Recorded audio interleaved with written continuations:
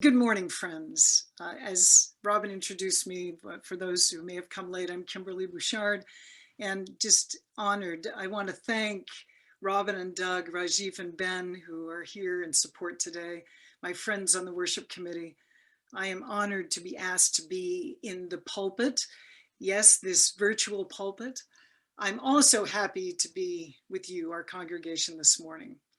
This very special morning of my favorite holiday of the year, Valentine's Day. Coming in the middle of winter for us here in the North Country, it is a celebration of love, and we have permission to say words that we long to hear and have permission to say. Be my Valentine. And so it probably surprises none of you that that's what the sermon is about. That beautiful and sometimes troubling emotion, love. One of my favorite subjects for quite a long time. I ponder it, I twirl it around in my heart, I throw it up and out into the world, and often I hold it close and feel its warmth. It is painful sometimes, and it is healing. And it is a conundrum because it is used so liberally too. This is the words of Chogyam Trungpa Rinpoche's Lessons from the Life and Songs of Tibet's great yogi, Milarepa. He says, in much of the Buddhist tradition, the word love is somewhat questionable since it is a vague term and has all kinds of possible misunderstandings. But in the Vajrayana, Rajiv will have to correct me here, or tantric Buddhist sense, the word love covers everything with almost the same meaning as colloquially we use it in the English language.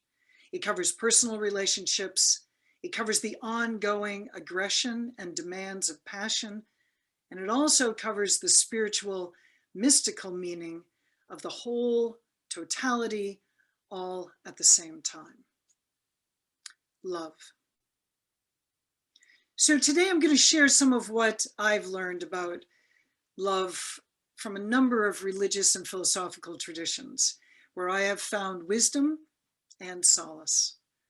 And so while Valentine's is often today presented as a way to express love toward others, which I highly recommend, and I know you will be doing, I want to explore the notion of love that appears in spiritual traditions from around the world that I've found the common thread, a remarkable similarity around a central idea.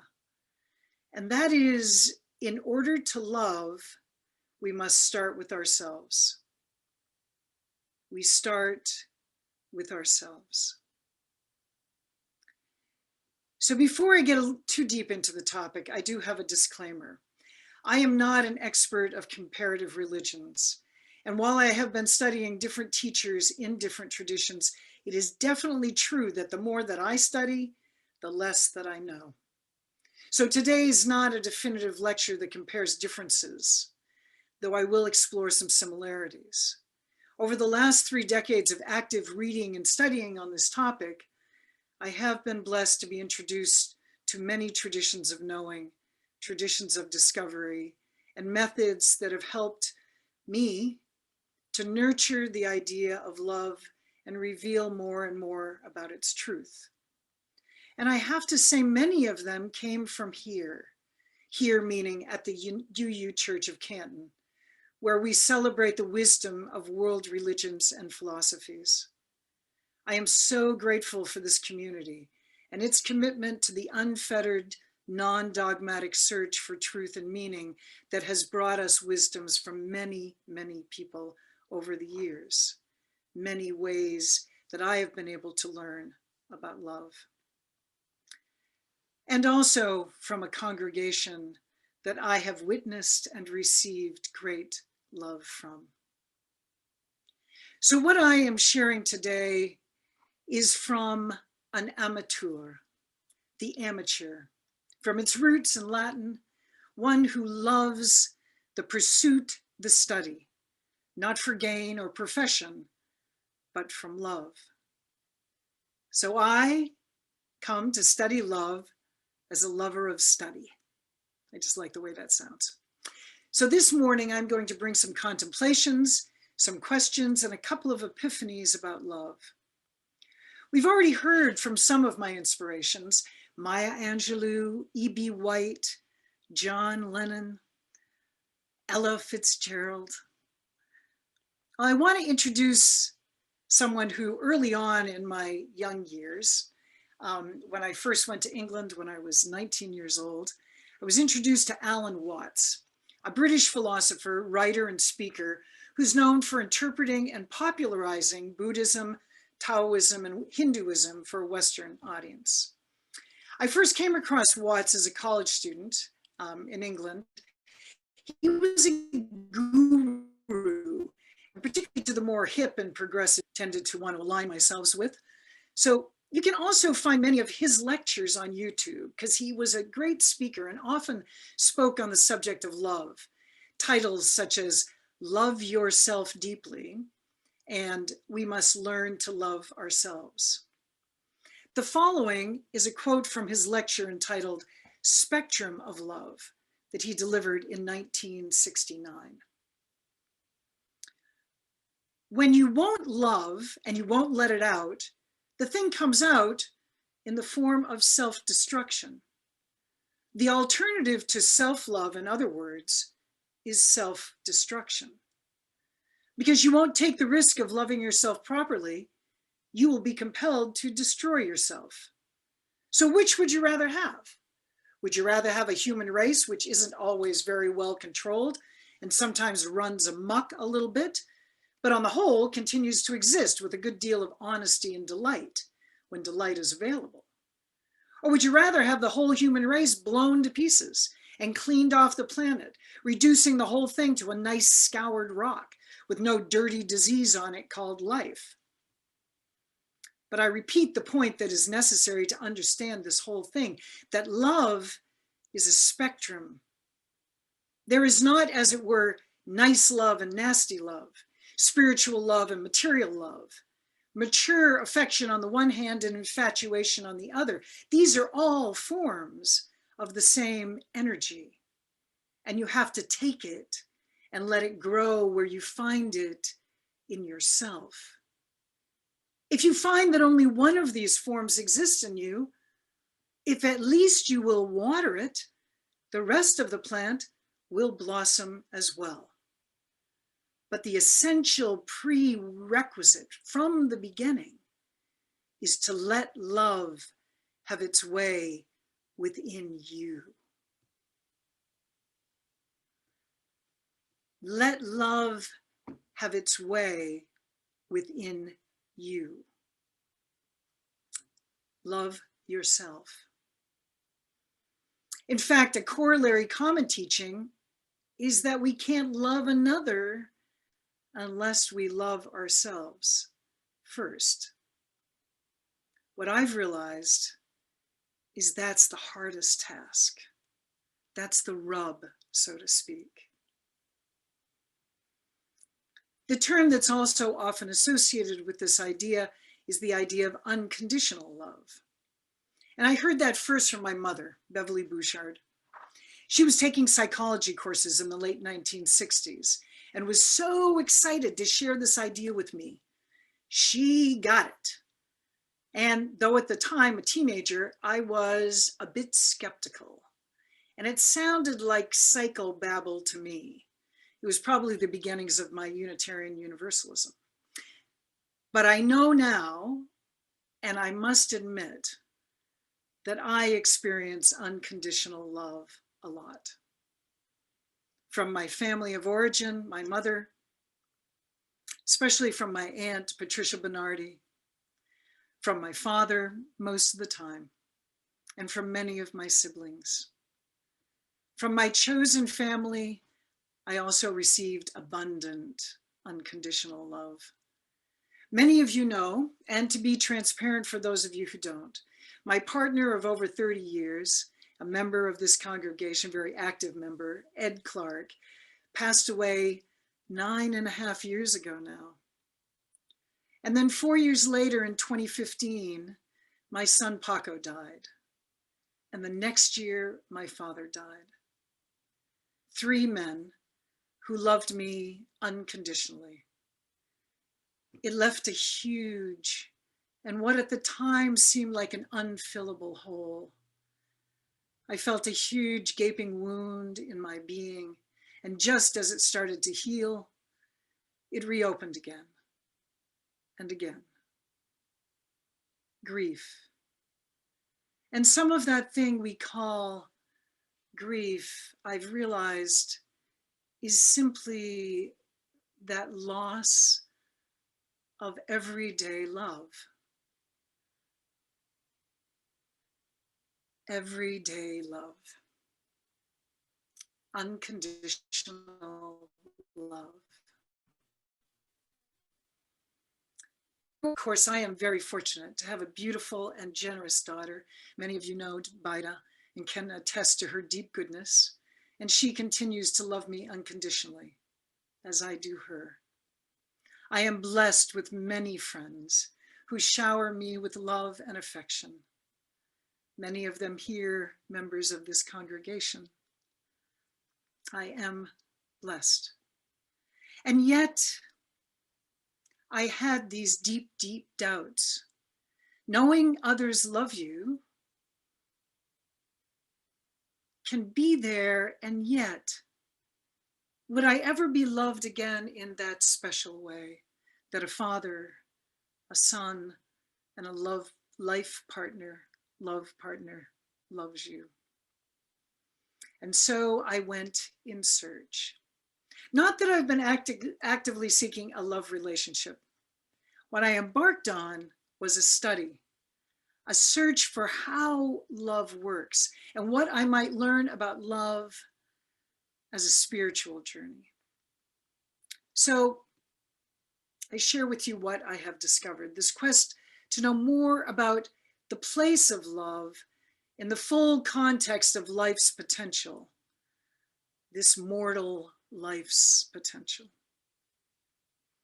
First thing that I have discovered, and I try to hold on to, is that it is the core, which may sound abstract, but all the other attributes of life, from the mundane to the enlightened, are not only enhanced, like icing on a cake or sprinkles of cinnamon sugar on toast, but actually we can build them from this core of love.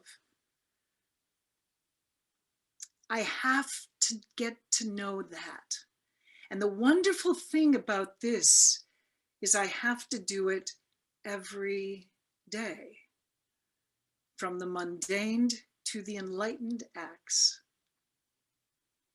What I have learned from these spiritual teachers is that love starts here with me. So, self-love. It's actually become a very popular part of our current culture. When I looked it up, I found lots of t-shirts. Self-love, lots of things about it. Though I do give you a word of caution, should you Google self-love, it will bring up a fair number of sites with information on masturbation techniques. And as a former UU sexuality education teacher, I am not adverse to those helpful and informative websites, but it is only a small part of what I mean when I say love yourself. So back to the teachings. Over and over again, I found that the wisdom of religious and spiritual traditions begins with that. Whether it's the enneagrams of the Christian mystics, the eightfold paths of Buddhism, the yamas and niyamas of yoga, the erotic poetry of Islamic and Hindu traditions. Love your neighbor as yourself from Leviticus, the commandment that stands at the center of the central book in the Torah, stems from the principle we must love ourselves. And I want to distinguish between loving us, loving me, loving yourself, and egotism, the noted qualities of excessive or even mild forms of egotism, arrogance, boastfulness, an overblown sense of self-importance and self-absorption, so much so that one is incapable of empathy. We have seen too many examples of this behavior and its consequences in the recent past. This is not love. Love of self is acknowledged in all these traditions that I'm referring to be rooted in a courageous sense of truth about yourself. And that includes the good and the bad and the ugly.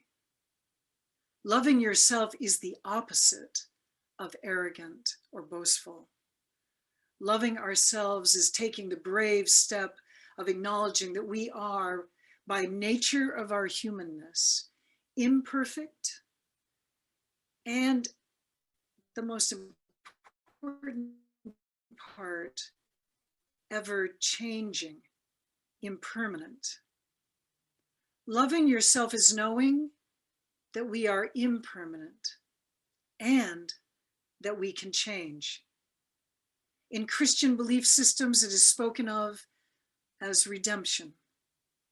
In Buddhism, it is part of discovering the Eightfold Path. We change. As life comes sweeping along and knocks us up the side of the head, as it pushes us around, as it surprises us with the unexpected.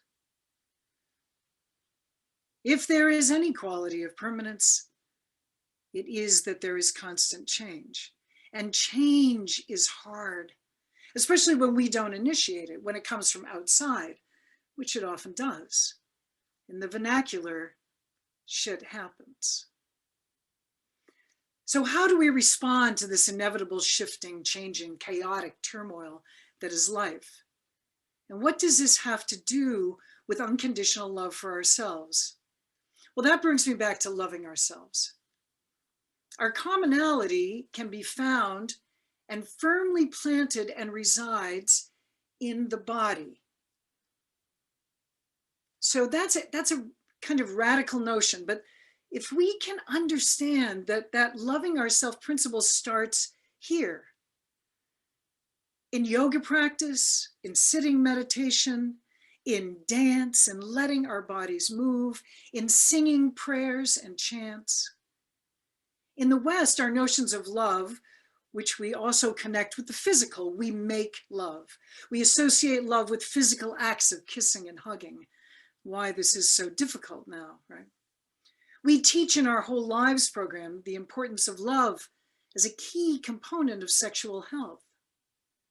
And what I've realized is how utterly and inextricably love for the self needs to be openly, brazenly, and with full commitment to acknowledgement and appreciation and love for our bodies.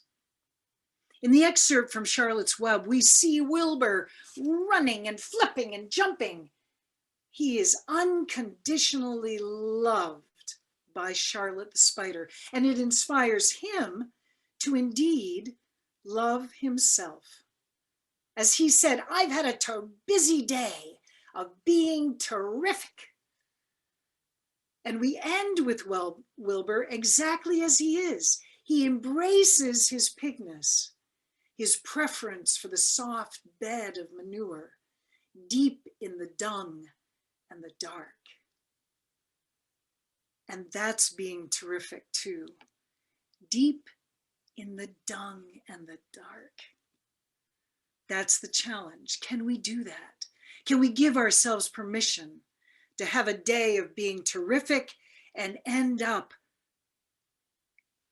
in the comfortable softness of the dung and the dark?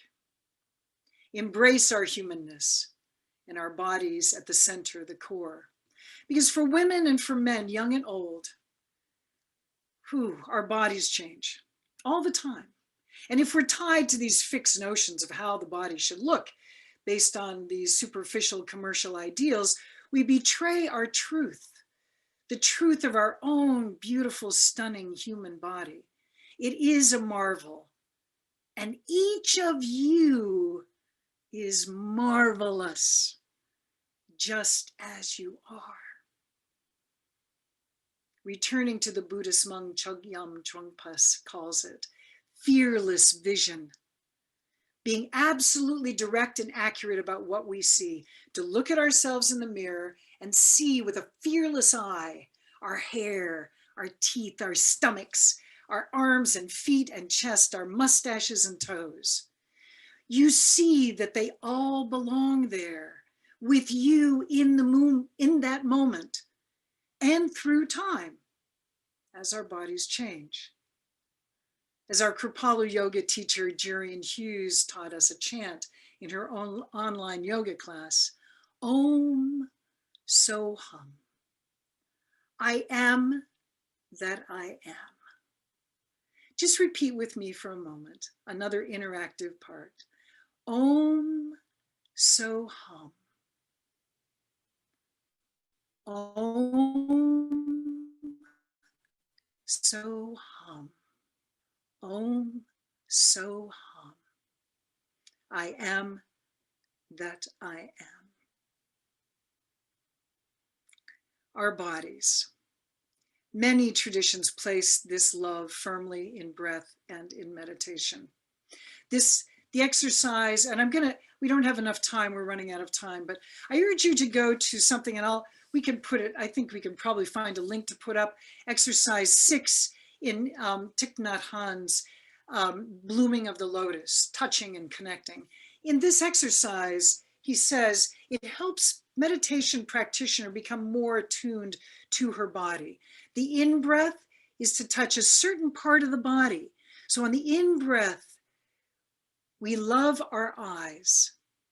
On the out-breath, we smile to that part of the body. On the in-breath, so you can do it with me. On the in-breath, love our eyes. On the out-breath, smile to our eyes. On the in-breath, love our toes. On the out-breath, smile at our toes.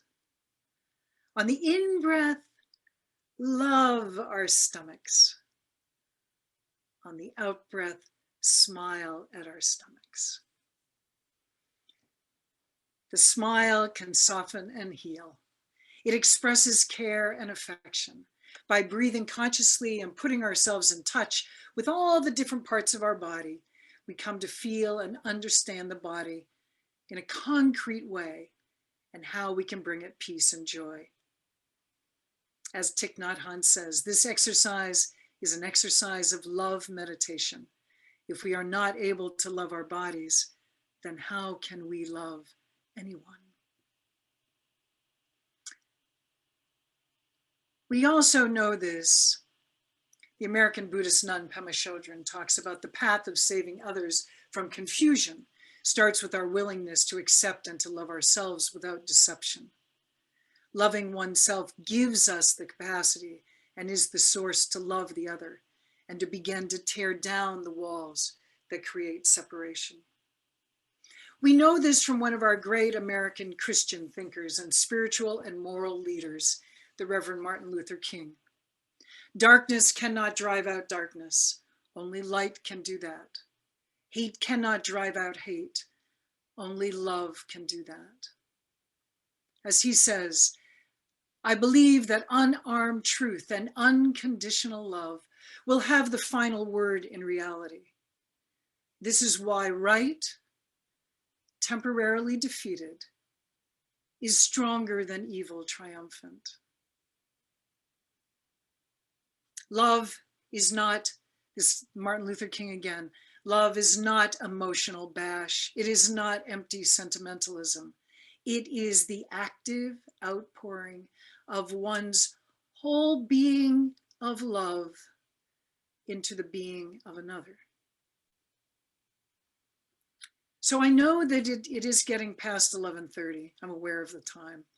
But I would like you to do, as we go into our chat rooms and we finish up the service, the last interactive exercise, and we'll do this, I'm going to ask you to do this as we go into the chats, as you want to share. It's to take out your scissors and your paper and markers and your crayons or papers and markers, and you're going to do this wonderful, many of you know how to do this, and if you haven't ever done it, boy, it's a great trick.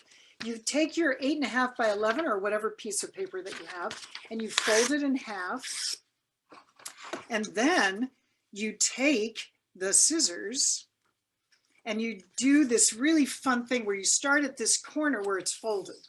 So on that folded part, you start down there at the very corner, and then you're going to go up. If you want to draw it, you can do it, but you're going to go up and you're going to make a half heart. So I'll show you. I'm going to go up, I'm going to scissor it up all the way up to the very top, and then it's hard to do this because if I do it like this, it's backwards from me.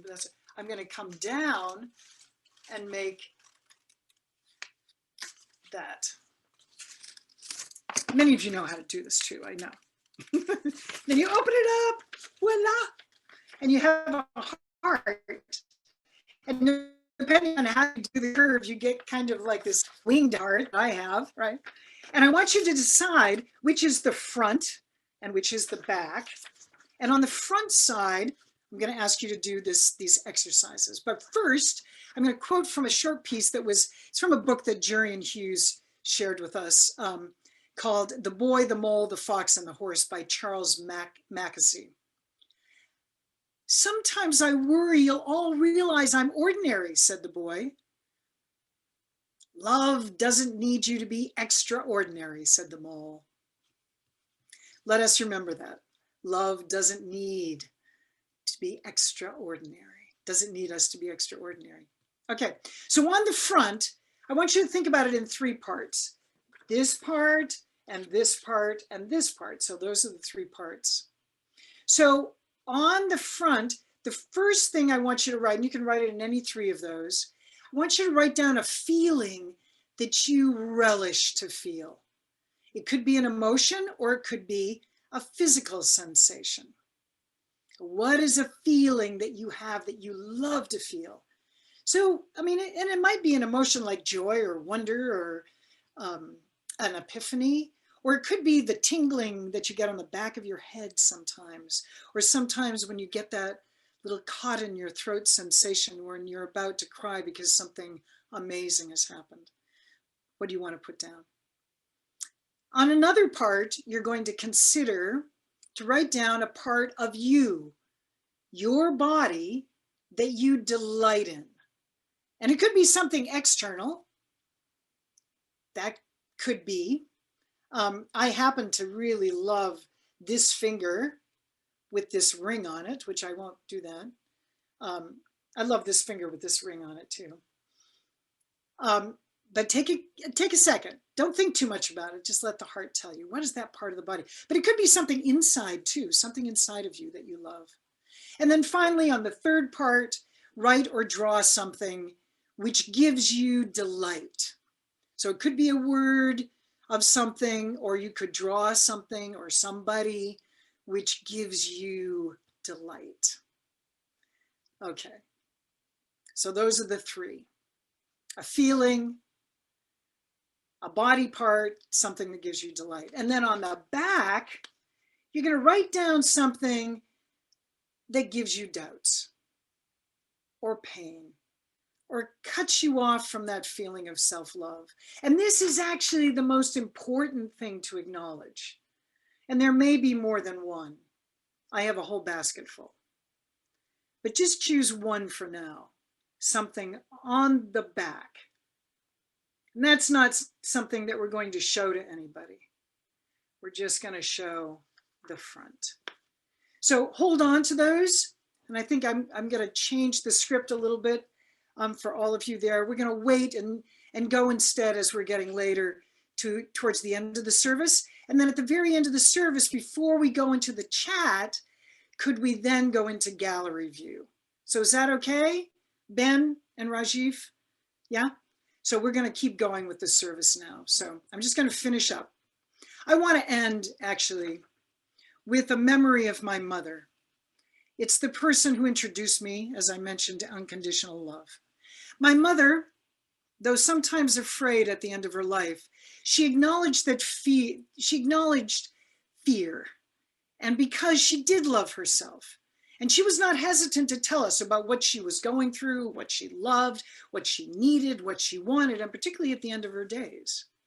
And when I went to visit her in November of 2019, she told me, in this moment, just the two of us, "I'm ready to die, Kimberley." Well, it was a shock. I asked if she'd told anyone else. "No," she said. "I told you because you are the strongest. You have learned how to survive, and that takes great love of yourself." Yes, my mother got it. 6 weeks later, my mother passed away. She gave us time to visit her, to be with her, to thank her, and to love her. And she wanted that. It was her gift to us. I'm not sure I come up to her standard perfect. And I invite you to join me in that imperfection, to join in starting with ourselves in John Lennon's words, "Love is you, love is me." And from the Beatles, "You can learn how to be you in time. It's easy. All you need is love." So let us take this love of ours, of ourselves, and bring it out to our world. Bring that truth out. A world so in need of our actions and commitment. Let us believe and know, like the words of Dr. Martin Luther King, love will prevail. Amen. Blessed be.